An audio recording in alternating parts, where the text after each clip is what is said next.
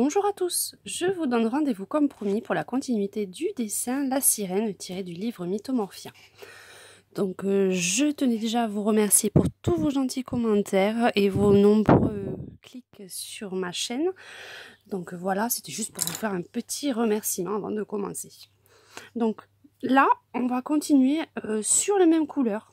On va juste attaquer la queue de la sirène qui va être fait bien évidemment de ce même style pour reprendre l'ensemble. Je suis toujours en attente de vos retours concernant la chevelure. Donc j'ai eu quelques abonnés qui m'ont conseillé de faire comme la petite sirène de Disney, mais j'aimerais bien avoir tous vos avis. Donc n'hésitez pas à m'envoyer dans vos commentaires ce que vous en pensez.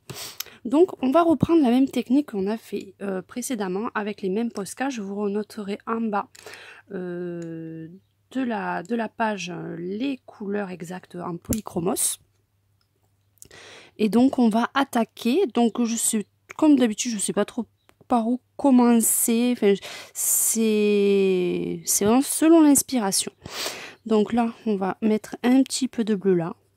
Comme je vous avais dit pour les précédentes vidéos, n'appuyez pas trop. On accentuera les couleurs au fur et à mesure de la progression du coloriage. Hein. Donc là, il faut faire très attention parce que c'est une partie un petit peu pas trop évidente parce que là, vous avez beaucoup de bulles. Vous avez le nuage d'eau, on va dire. Là, les traits ne sont pas forcément très bien marqués sur le coloriage. Donc, il faut faire attention de ne pas trop déborder sur la suite. Donc là, on va partir avec un peu de violet foncé que je vais remonter un tout petit peu, mais vraiment très légèrement. Entre les deux, j'ai bien envie de mettre un peu de rose.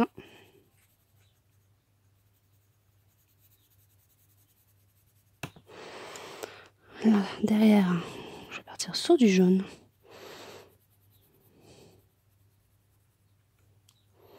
Et repartir un petit peu sur du bleu. Donc on essaie d'harmoniser les couleurs en fait. C'est surtout ça. Le petit plus qu'il faut apporter dans ce dessin, c'est vraiment d'essayer d'harmoniser les couleurs, c'est-à-dire d'essayer de mettre des couleurs un peu dispersées un peu partout de façon harmonieuse, qu'il n'y ait pas plus de bleu que d'orange ou de rose, que ça soit un peu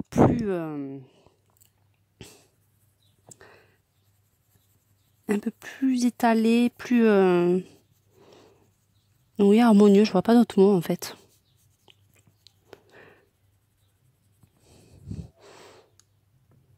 Donc on va repartir un petit peu sur du violet là aussi. Là, il faut faire aussi un petit peu attention parce que vous avez des endroits avec plus d'ombre que d'autres. Donc là, vous voyez ce côté-là, je vais vraiment le faire beaucoup plus foncé pour montrer le contrepoids de la couleur. Hop, là on va partir sur un peu de jaune parce qu'il n'y en a pas beaucoup.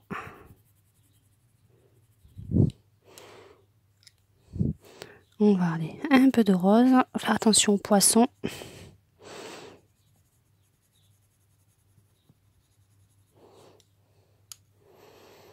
Et là, la petite descente, on va la faire en bleu. Donc déjà, on va attaquer cette partie-là. Et donc c'est tout simple. Là, une fois que vous avez déterminé où vous posez les couleurs, où vous foncez, vous passez plusieurs couches. Avec la couleur la plus claire, sauf avec le jaune, vous passez un tout petit peu sur la couleur en dessous, vous voyez, sur le violet par exemple. Mais toujours avec la couleur la plus claire, vous ne prenez pas le plus foncé pour passer sur le rose. Donc là, je reste vraiment sur le violet. Et là, sur le violet, par contre, là, je peux poser le rose. Si vous faites l'inverse, ça va faire un mélange pas très harmonieux et puis la couleur claire va complètement disparaître. Donc ça sera pas très joli.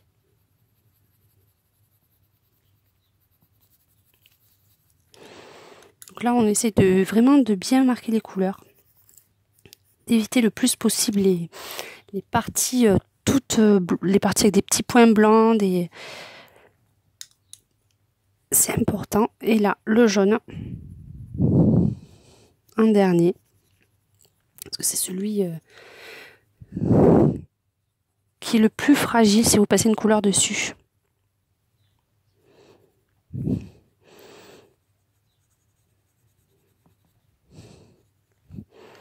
Donc là, vous avez le violet.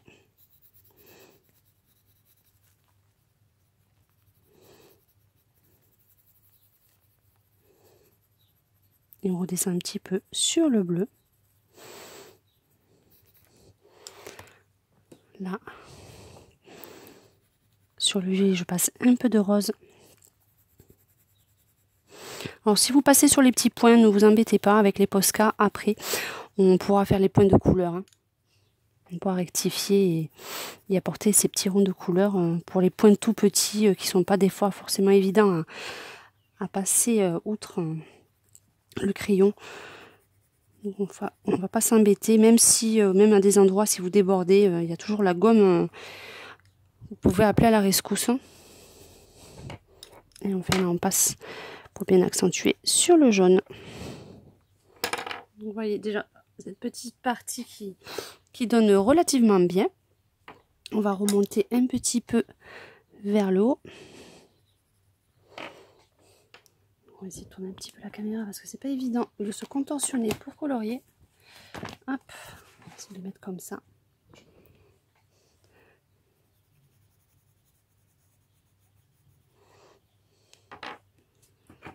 Alors on a le violet là, on va en mettre un petit peu là.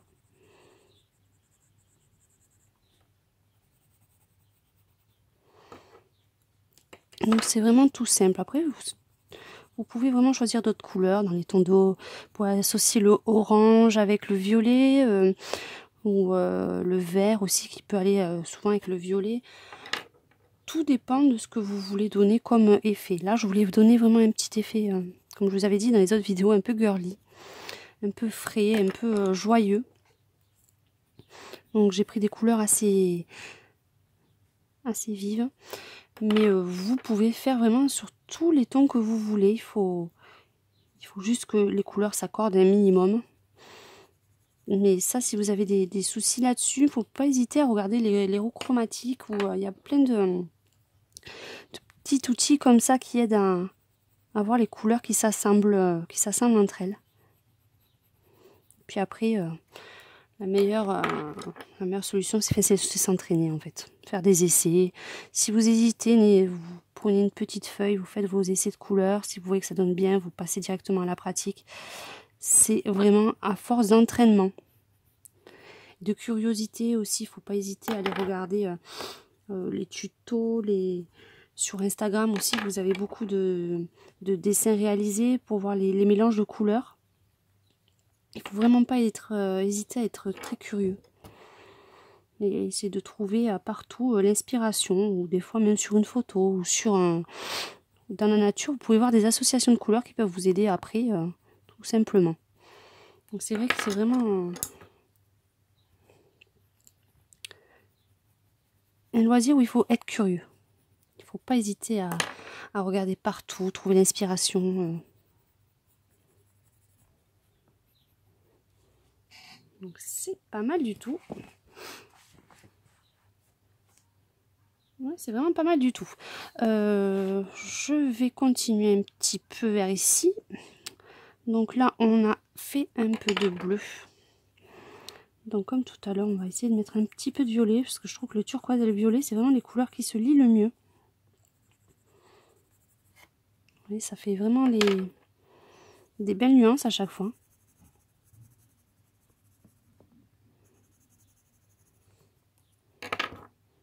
On va mettre un petit peu de rose par là.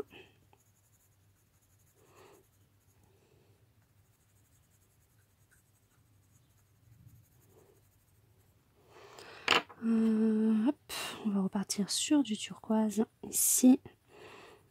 On évite là le jaune autour des étoiles un petit peu parce que si vous voulez les faire dans doré ou tout ça, elles vont pas ressortir du tout.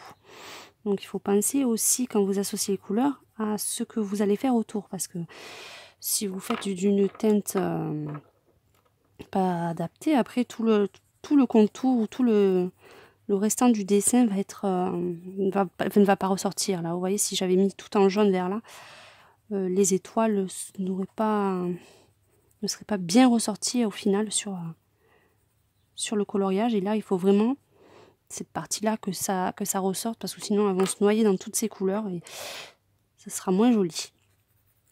Donc pour l'instant, je pense vraiment que je les ferai dans les tons de jaune doré, donc c'est pour ça que j'évite le plus possible. Donc vous voyez, le jaune, je vais plutôt le mettre vers là.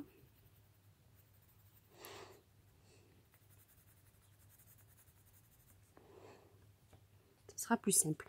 Donc là, c'est pareil, comme on a fait tout à l'heure. On reprend ces couleurs et on fonce. Là, sur le violet, on n'hésite pas à passer le rose.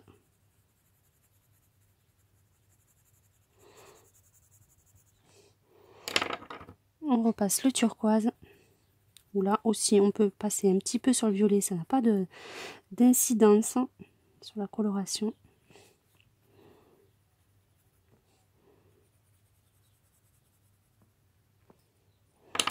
Un petit coup sur le violet.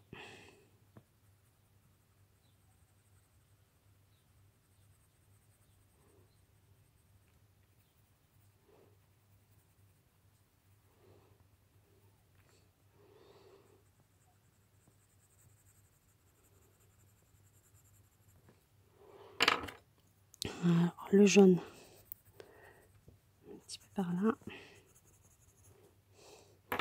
Je vais juste repasser un petit peu de rose parce que je trouve qu'il n'est pas assez bien mélangé, le violet. Et il ne reste plus que la longue traîne qu'on a ici. Donc on repart. On essaye de pas non plus mettre les mêmes couleurs de ce côté-là que de ce côté-là, ou sinon on ne va pas avoir la distinction, hein, le mouvement. Hein. Donc là, je ne vais éviter de mettre ces couleurs-là de ce côté-là, tout simplement. Donc là, on peut mettre le rose parce qu'il n'apparaît pas sur l'autre côté. Il faut vraiment marquer le mouvement. D'ailleurs, même là, je pense que je vais mettre un tout petit peu de violet.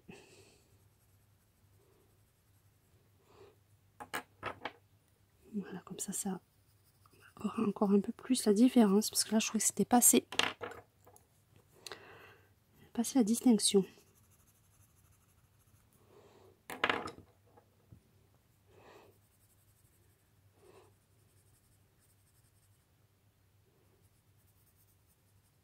On va faire attention aussi parce qu'il y a les fils de la méduse qui passent un petit peu. Donc là, c'est vraiment la partie la plus... pas la plus compliquée, mais la partie où il faut faire bien attention où on colorie pour éviter de colorer dans les zones où il ne faut pas. Bien regarder la différence, là, vous voyez, entre la méduse, là que la sirène, et en plus vous avez les petits ailerons là, donc c'est pas évident du tout. Une fois que j'aurai colorié tout, il faut bien vérifier qu'on n'est pas obligé des fois des zones à l'intérieur où on voit, par exemple, vous voyez là, on voit cette partie là, la queue de la sirène. C'est des petites zones qu'il faut bien faire attention quand même pour éviter d'oublier des zones et que ça fasse pas très joli au final.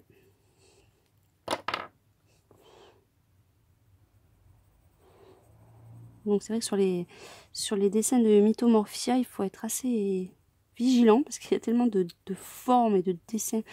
Ça part tellement dans tous les sens que on a vite fait de colorier le mauvais élément.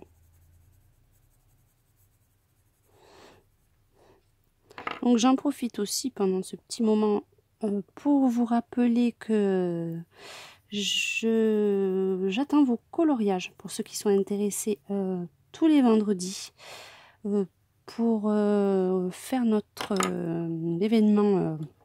C'est à vous de colorier. Donc comme je vous ai présenté dans ma précédente vidéo, tous les vendredis je ferai une petite vidéo des coloriages que vous m'aurez envoyés, parce qu'il n'y a pas que moi qui ai le droit, enfin le droit, qui ait la possibilité de montrer mes dessins. Donc je voulais un petit moment pour chacun puisse s'exprimer aussi. Donc il y en a qui n'ont pas forcément les moyens ou l'habitude de publier sur YouTube ou Facebook. Donc c'était l'occasion pour vous de montrer à tout le monde vos créations, puis de partager ensemble notre passion qu'on a en commun. Donc n'hésitez pas à envoyer tous les coloriages que vous souhaitez avec votre nom en message sur ma page Zatopeka66 sur Facebook. Vous m'envoyez des petits messages si vous avez des questions ou quoi que ce soit. N'hésitez pas, je suis à votre disposition pour tout ça. Donc là, on va bien vérifier parce que vous voyez, hop, cette zone-là fait partie aussi. Et je pense que celle-ci... Alors attendez, il faut bien suivre les mouvements. Et celle-ci aussi. Donc là, on arrive au bout de la coloration. Il n'y aura plus qu'à foncer après.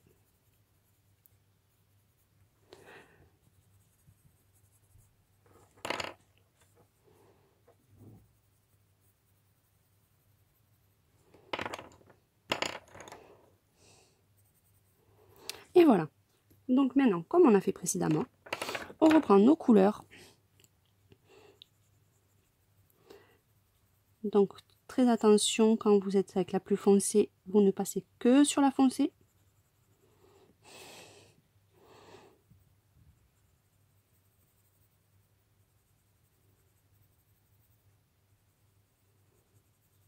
Descendez bien.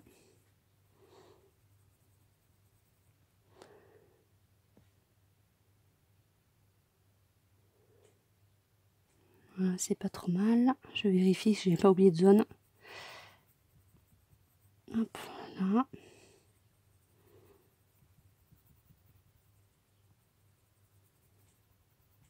Vous remontez. Donc là, c'est une vidéo peut-être qu'elle sera un peu plus longue que les autres, mais c'est vrai que je voulais vraiment vous montrer en entier la réalisation de la queue de cette sirène. Et vous montrer en temps réel le temps que je mets pour faire un coloriage aussi. Ça, parce qu'on ne se rend pas forcément des fois compte quand on fait les speed coloring et tout ça, le temps qu'on peut mettre sur certains coloriages.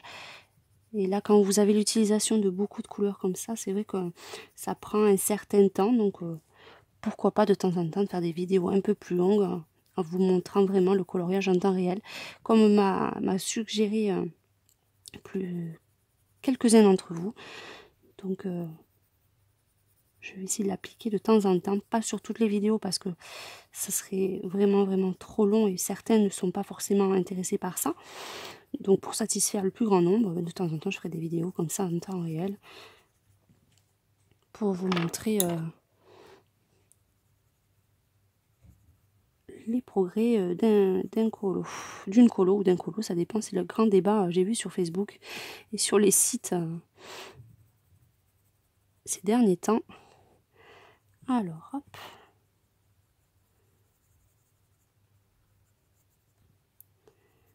On arrive vers la fin.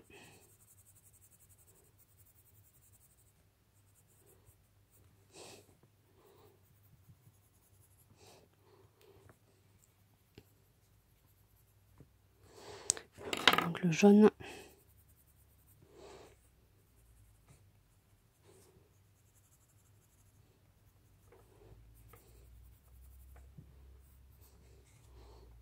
Et voilà pour la queue. Donc ensuite, pour terminer, nous allons utiliser, comme on utilise souvent, le Posca 1M. On vérifie bien qu'il est, je dirais armé, mais qu'il est plein d'encre. Et là, comme le reste, pour l'harmonisation, on fait nos petits points. Par contre, quand vous avez les petites bulles d'eau, là, je vais les passer en blanc.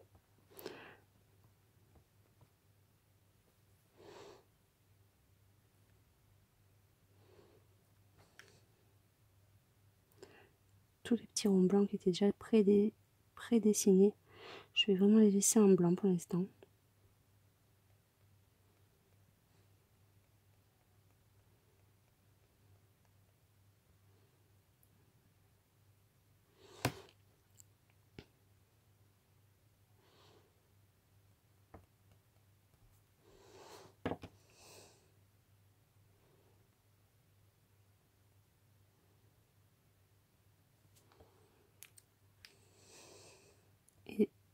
temps en temps une petite étoile pour faire un peu le côté brillant. Et en général, je fais surtout sur les parties les plus sombres. Donc voilà, on avance progressivement sur notre petite sirène. Donc je vous dis à bientôt pour la continuité de ce coloriage. Donc j'attends aussi vos avis comme je vous ai demandé sur la chevelure. Je vous fais un bisou à tous et à très bientôt.